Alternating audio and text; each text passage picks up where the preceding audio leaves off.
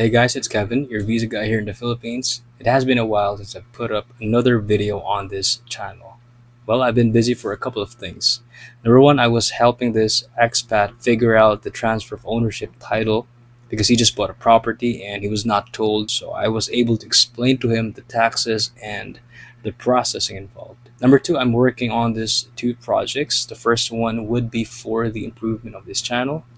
The second one would be this amazing and exciting real estate project that I was recently been a part of. So I was offered a seat as a member and I'm very excited about that. And I do think that some of you guys might be interested in this program. So stay tuned.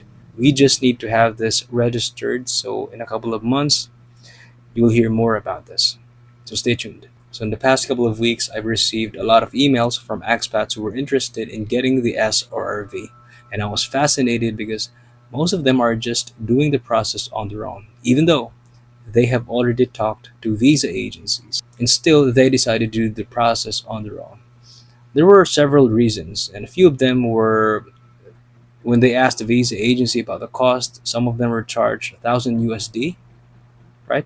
And some of them actually found agencies that helps them for free because they get compensated by the government. However, they weren't just satisfied with the service, so might as well deal directly with a PRA. So in this video, we will be talking about the three things that you can do in order to streamline your SRRV application. Because I don't want you to stress over some paperwork. I want you to enjoy your retirement here in the Philippines. And before we get into that, I want to give a huge shout out to the people who have sent donations to the channel. Thank you guys so much. And also to the people who booked a call with me, like the free online consultation, and who sent donations after the call. Thank you guys so much. I truly appreciate it. Without further ado, let's get right into it. Stick around, grab a cup of coffee. Let's get down to business.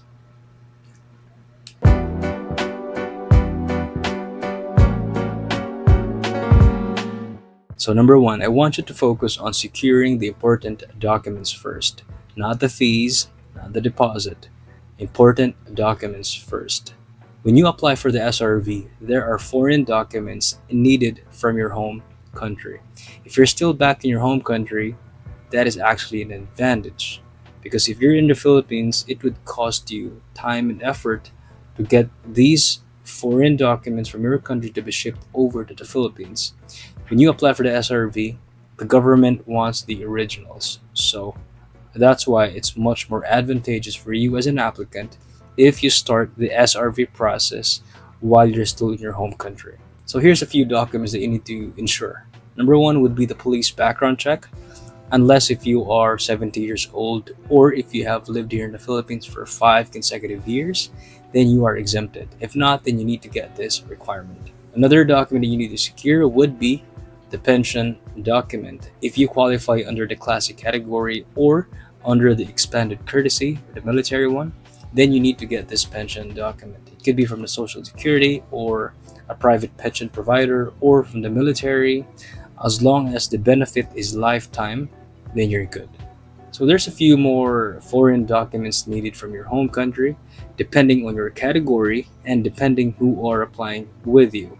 For example, under the expanded courtesy, that would be the DD-214.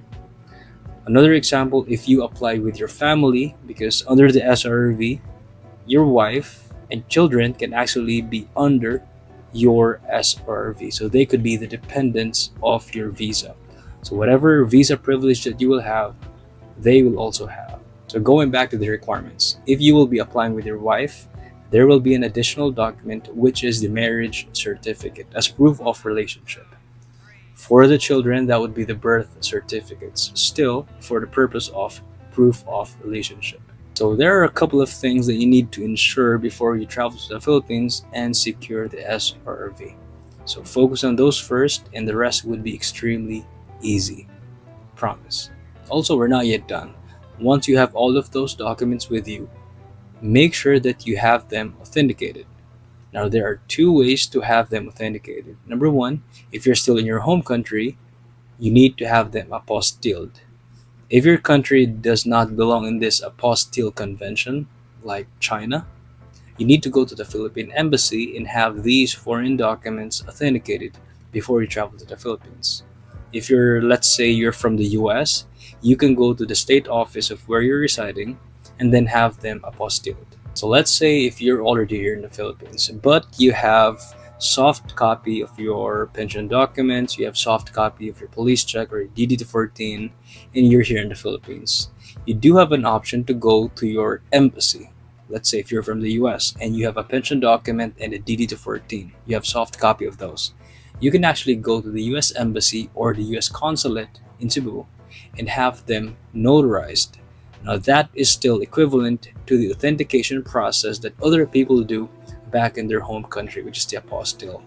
So apostille from your home country or the notary in your embassy here in the Philippines, those are the same.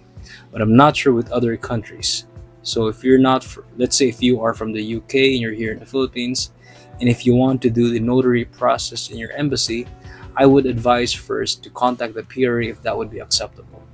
From my experience, I have done the process for Canadians and citizens from the USA. They're already here and they just started the process. So the notary from the US consulate or embassy were acceptable from the PRA. So again, in order to streamline your application to the Philippines, make sure that you have these important documents and make sure that they are apostilled. Also, another note, there are time-sensitive documents. The pension document, the DD to 14, those documents does not expire. Only two things that will expire. Number one would be the medical clearance. It's only good for 6 months. The police background check or the NBI clearance here in the Philippines are only good for 6 months. Even though they say it's good for a year, but the PRA wants it within the 6-month period. So please take note of that. Part number two, this would be part of the monetary requirements.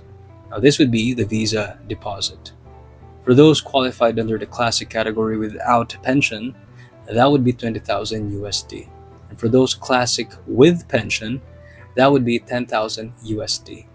For those qualified under the expanded courtesy and courtesy category, that would be $1,500 for you guys. Now, regardless which category you belong to, you need to add at least $35 on top of the amount, because your bank might charge this amount and the receiving bank here in the Philippines might charge this X amount of dollars. Now, if the PRA will receive, let's say, $9,990 instead of $10,000, they will not proceed with the application. Instead, they will tell you to cover up the lacking amount first before they will even begin the process. Because there are people here who have thought that once they send the 10,000 in, they already thought that the process has already begun, where in fact it's been held up because the deposit is not yet complete. So you need to complete the deposit first before they will even begin the process. Also, there's one thing that you should know. You do have an option on where to send the money. You have two options. Option one, you can send it directly to the government, which is the obvious and easiest option that you can do. There's already an existing bank account of the PRA that you can send the money even while you're still in your home country, because there's no need for you to open an account. The account already exists. It's where all the retirees put their deposits in. So it does not get mixed up with other fees. So this option allows you to send the money while you're still in your home country. Now let's say your travel to the Philippines is in the next 2 months and you have everything with you. You can actually send the money before your trip here, because confirming the transfer might take 1 to 2 weeks. Yes, the money might be there in a couple of days after you send the money. However, the PRA will wait for the inward remittance certificate. Now, this certificate will be issued by the receiving bank. For example, if you send it through the government's bank, which is DBP, Development Bank of the Philippines. If you send it there, once DBP receive your money, they will issue an inward remittance certificate, and that certificate might take 1 or 2 weeks. Once that is issued, they will then send a copy to the PRA. And once the PRA receives that copy, then the visa deposit requirement is complete. Now, from sending the money to sending the inward remittance certificate to the PRA might take 1 to 2 weeks. So consider that in the timeline. Now, the option 2 on where to send the visa deposit would be opening your bank account here in the Philippines. However, it's a time deposit account. It's not a savings account. In order for you to do that, you need to be in the Philippines. And the first thing that you will do is request a letter from the PRA. That letter might take 1 or 2 weeks. And after that, you bring it to an accredited bank of the PRA. And once you're there, you will then be given an account, a time deposit account. And once you have that account, you can then send the money through a wire transfer to your account that you just opened. So it might take 1 or 2 weeks to get the money in and confirmed, and 1 or 2 weeks to have the inward remittance certificate sent to the PRA. So if you're gonna ask me, it's better to choose option one by sending it directly to the PRA's account. Because if you're still in your home country, you can actually send the money while you're still there. And you just need to wait until that is confirmed. Again, just a reminder, when you send the money in, you will have a transaction receipt. Now that transaction receipt is not enough. The key document for this Visa deposit is the inward remittance. Now you can follow up with the PRA or ask your agent to do it for you.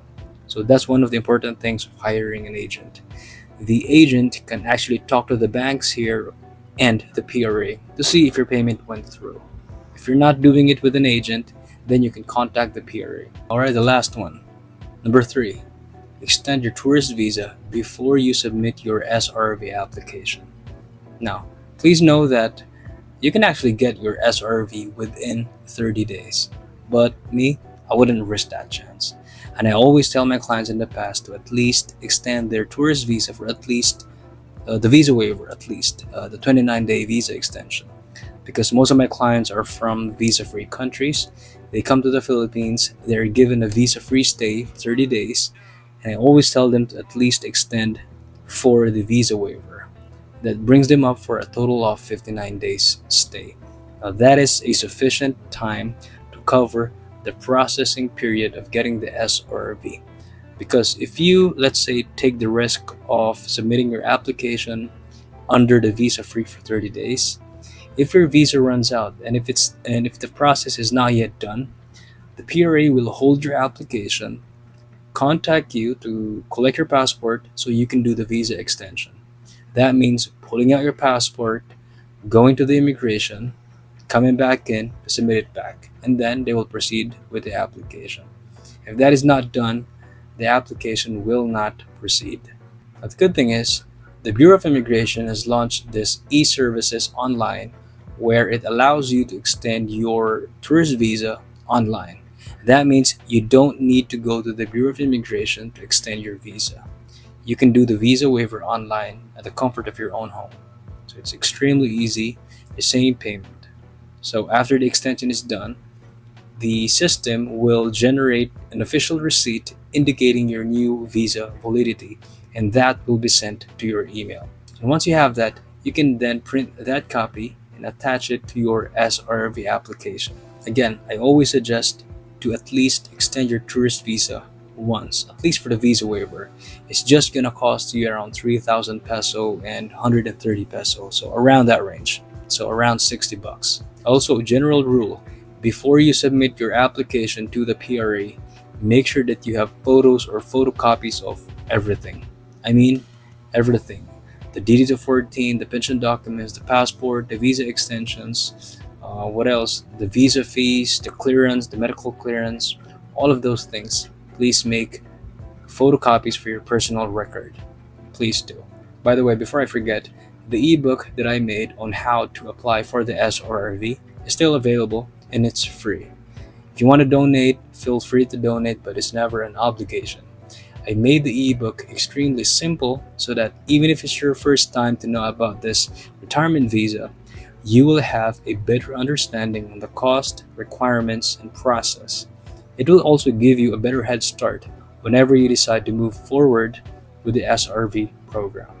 So get yourself a copy, link in the description. Anyway guys, thank you so much for watching. I appreciate the support. If you liked the video or if you found the video helpful, leave a thumbs up or leave a comment. If you have questions about Philippine visas, let me know. Send me an email at vin.philippines@gmail.com. Please know that I still offer the one-on-one free visa consultation. I can give you a consultative advice depending on your circumstances. You don't have to get the SRRV or the 13A. You can just simply stick on a tourist visa. Well, that will always depend on your circumstances. I'm not gonna push you to get this visa. I'm gonna push you to stick on whatever is in your best interest and based on your circumstances. So, if you have questions or technical questions, send me an email at vin.philippines@gmail.com. Again, thank you so much for watching, guys. I appreciate your support. Have a nice day. Don't forget to like, share, and subscribe, and I'll see you on my next video. Peace.